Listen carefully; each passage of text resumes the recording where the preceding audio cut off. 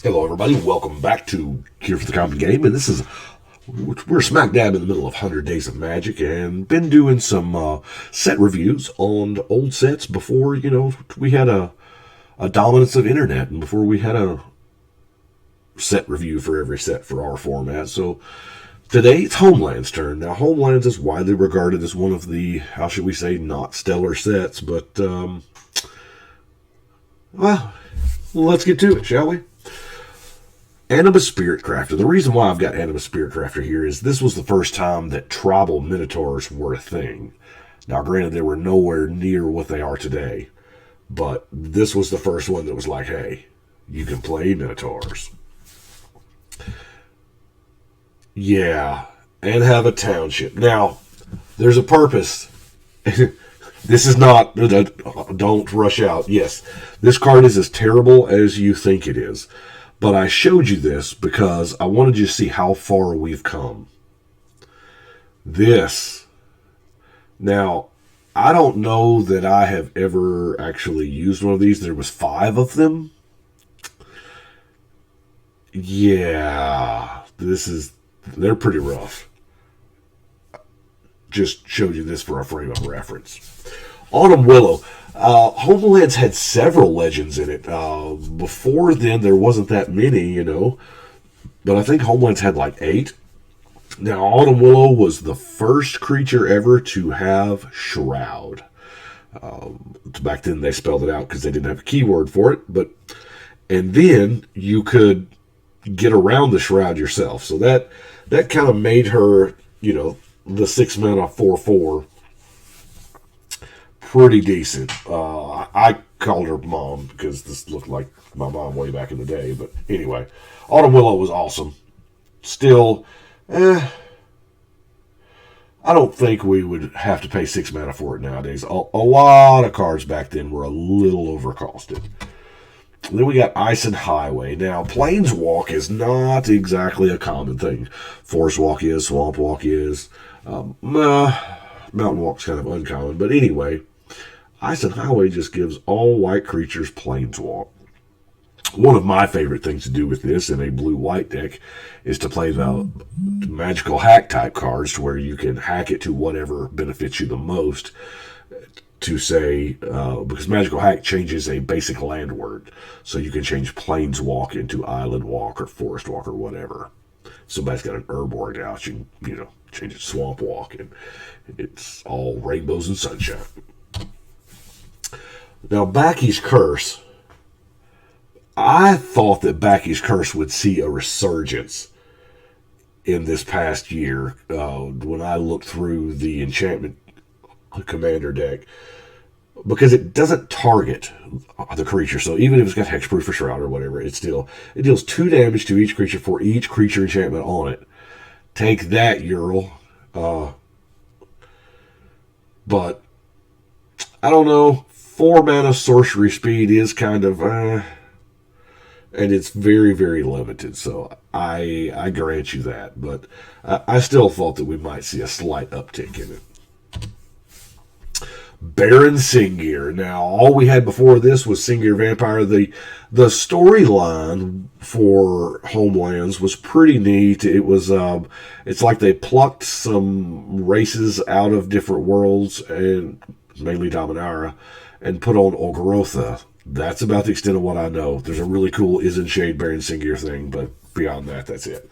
But Baron Singir was the end-all, be-all vampire, man. I mean, we all wanted it, and he looked so elegant, and so just the tilt of the art makes it stand out.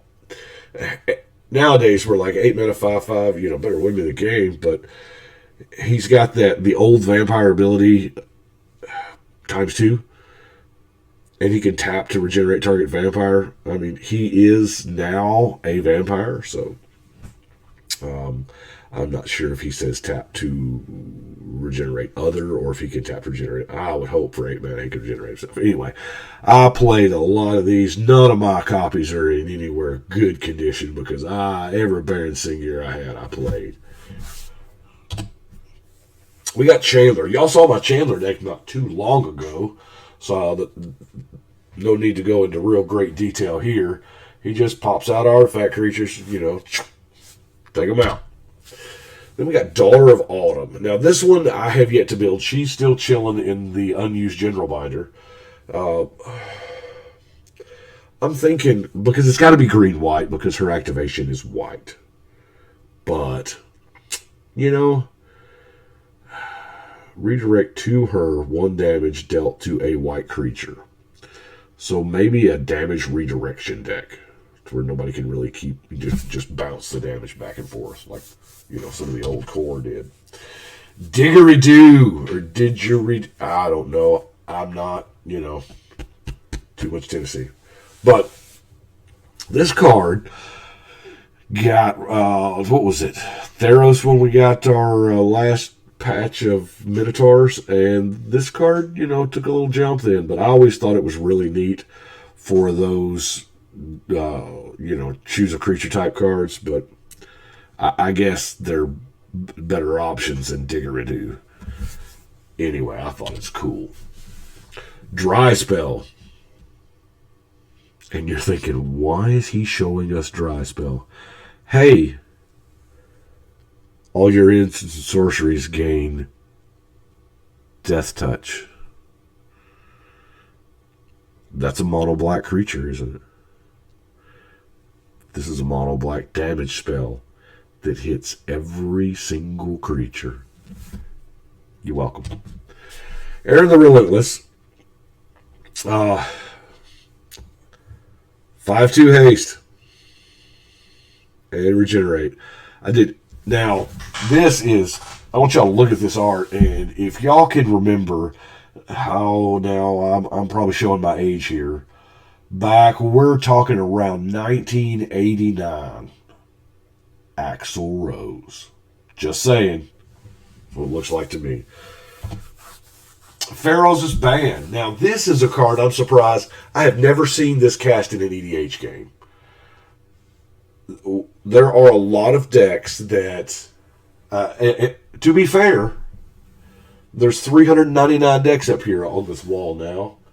Well, actually, 3 of them are not up on the wall yet because I haven't shown them to y'all. I normally don't put them on the wall until y'all have seen them. But I don't have it index either. And stuff like Brawl or Talrand especially, where there's no other creatures in the deck, you could play Talrand and then smack down the Pharaoh's Band, and it helps, 2 mana is not nothing, especially when it's just tacked onto every creature spell. So if you're in a creatureless deck or trying to, avoid creatures, it might be something to think about. There may be better options, yeah, sure, but none of them has the flavor of the Pharaoh's Band. We got Grandmother Singir. I think they just made the legends of the whole Singir family and just went on down the road, because 5 mana 3/3, and you got to jump through some hoops to get a -1/-1 until it's not even a counter. Obviously, I haven't built Grandma yet either. I don't know what I'm going to do with her. Hazard the Abbot. X and tap. Redirect to him. X damage dealt to any white creature you control. Here, well, this one may kind of begs to be damage redirection, doesn't it? Do I do a mono white one and then a green white one for daughter? I don't know. Well, there's going to be some rough ones, ain't there? Is in Shade. Now, y'all you saw my Is in Shade deck. That was, Tribal Shades? And, I mean, this art is epic. Now, the new one from the Master Set, yeah, that's alright. But this one is just, it looks dark and menacing. Yeah, 6 mana 5/5 Pro White. But that art is outstanding. Of course, pretty much everything Christopher Rush ever did was outstanding. Then we have Irene Singir, who hates on white and green enchantments. Whew. I guess now is the perfect time for that, isn't it? Because since we had the enchantment decks and, I don't know. She's a 4 mana 2/2. Does this guy not look like he needs a Sam Crow cut? I mean, yeah, I think he does. Or on his right arm there, is that a band with the Cobra symbol on it from G.I. Joe? Anyway, really good. Well, okay, not really good. He's, marginal. I did Joven back a long time ago, maybe-ish. I don't remember. But he destroys artifacts. Now, Coscom Falls, I've got it here so you can see that there is a black propaganda. Now, you got to have an upkeep of tapping a creature, but outside of that, it's propaganda or goes to prison, whatever you will. Now, here's the downside. It is Enchant World. You can only have one Enchant World, and in Homelands, they were just all over that road. They did a lot of Enchant Worlds. So that there can only be one Enchant World in a game. It's think of it like a super legend rule, if you will. One Enchant World per game. So if you've got Coscom Falls and somebody else plays Concordant Crossroads, the Coscom Falls is gone.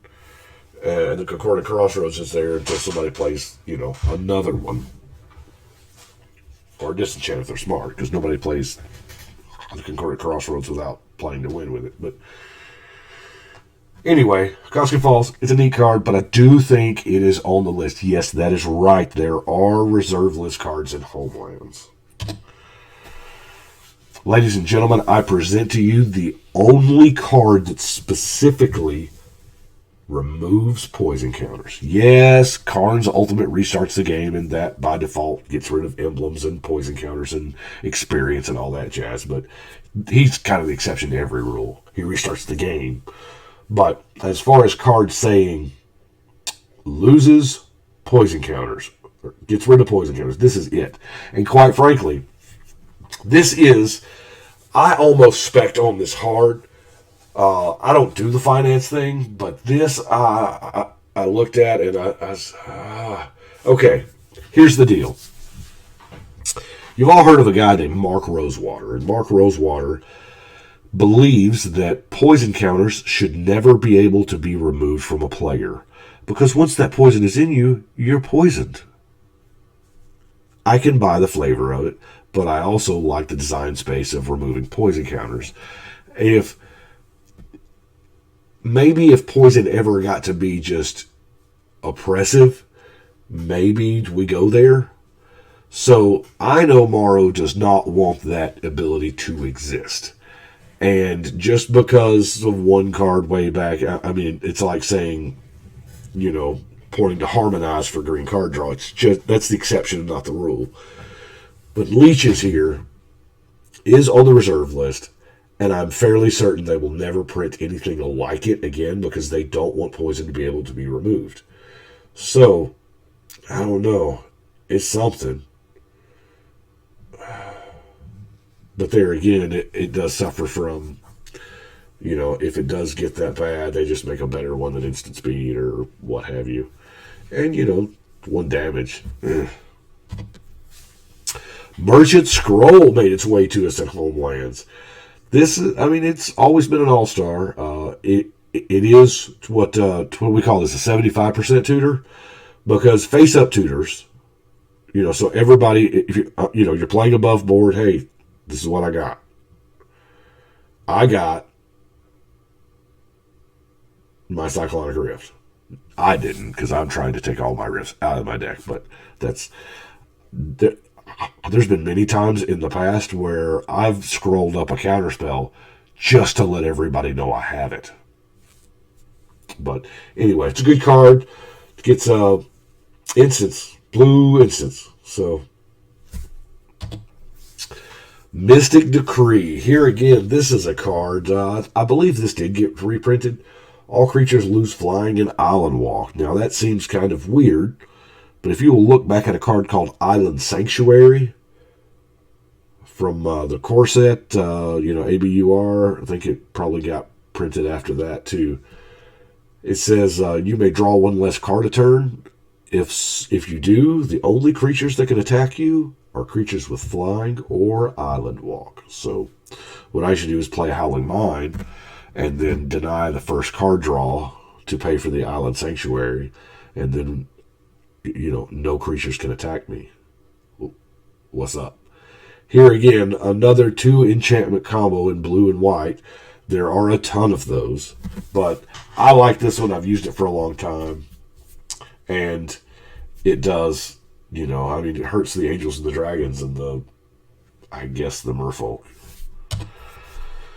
What is that doing on here? Let's get away from that. Okay, Primal Order.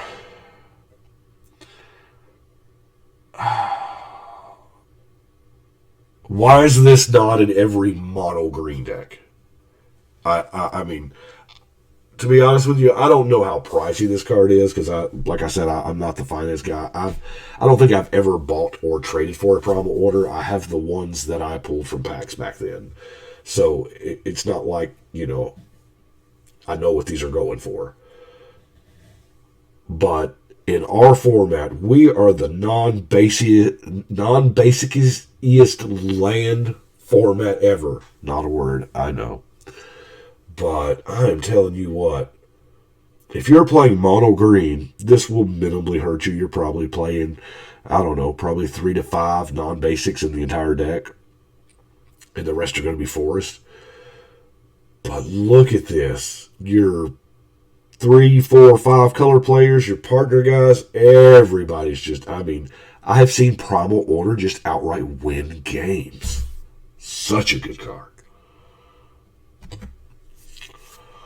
Rashka. Now this is really close to Raksha, which is really close to Rakshasha. They can't get off this sound of a name, and they're all 3 different.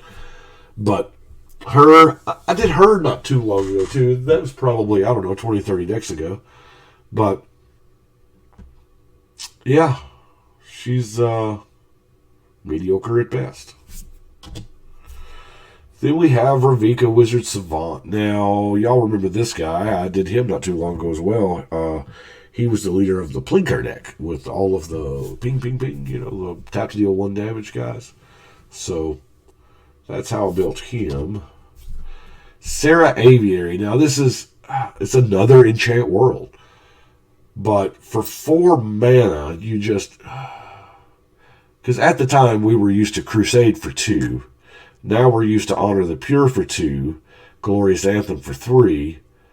But you tack on another mana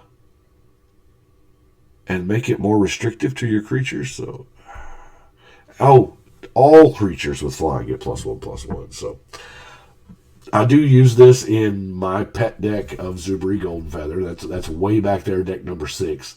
I need to redo that deck. That is kind of... A lot of people ask me what my favorite deck is out of the 400 that's up here, and I always answered with the same answer. That's like trying to pick a favorite kid, but at the end of the day, we all know it's Zubri Golden Feather. It's Tribal Griffins. It's real deal stuff I'm talking to you about. It's Tribal Griffins. Then we got Soya the Falconer. Now, in the Grand Creature Type update, she now reads birds, get +1/+1. I want to say that I don't think I've built this one. No. If I have, I don't remember it. Of course, I don't remember a lot of them. We have Veldrain of Singular. See, I told you there was a lot of legends in this set. You can make him smaller to sneak through the woods. So, there's that. Otherwise, he's a 7 mana 5/5, and he's going to 5/5 all over the place. Yeah. Wall of Kelp. Now, this is... I believe Wall of Kelp has risen to the most expensive card in Homelands. It is on the reserve list, and that same thing I said about the on the other set, more so for Wall of Kelp, because this thing is ridiculous. It really is. Y'all noticed when I built my wall deck that there was no Wall of Kelp in there?